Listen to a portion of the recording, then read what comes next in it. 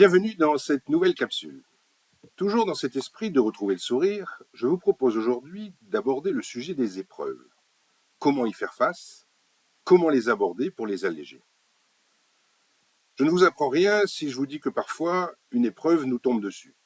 Ou alors nous sommes englués dans une situation très inconfortable. Ou encore qu'une personne ou des circonstances détruisent notre projet pour finir par nous anéantir. On se sent alors dans le brouillard et on redoute de ce qui pourrait bien encore nous tomber dessus.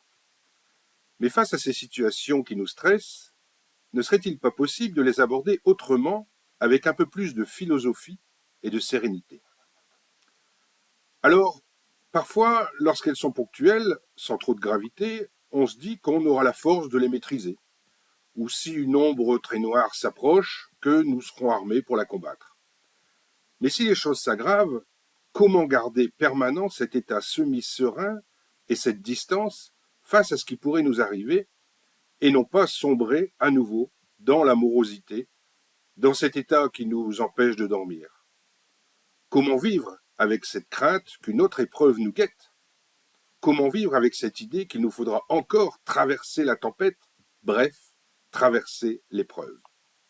Car systématiquement, lorsque nous abordons le sujet des épreuves, la notion de devoir les traverser est intimement liée. Alors, comment aborder ce genre de situation sous un autre angle et atténuer le fait de vouloir les traverser?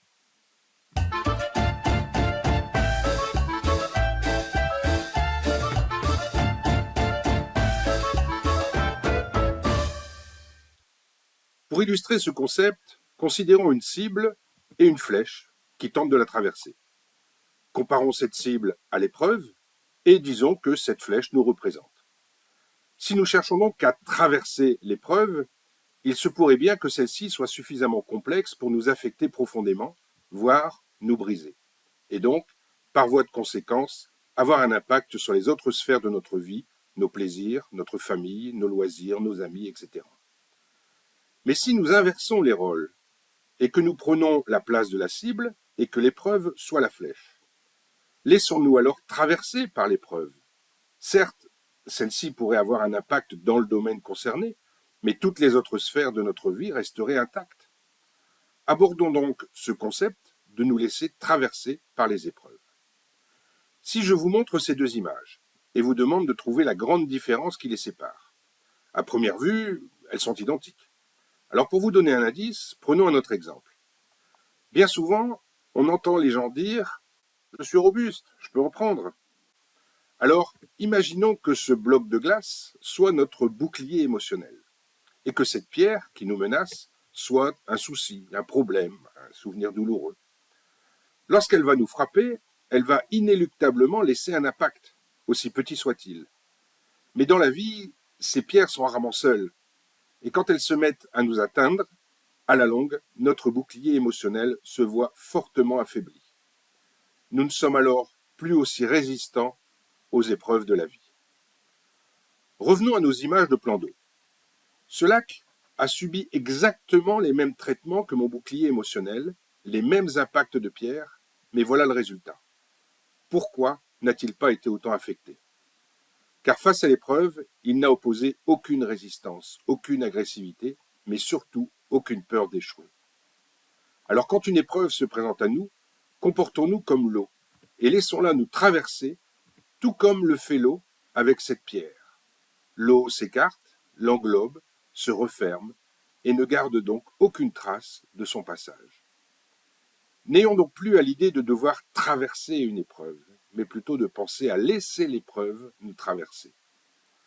Pour vous donner un exemple concret pour tester cette approche, de nous laisser traverser par les choses et non plus de vouloir leur résister, prenons l'exemple du froid.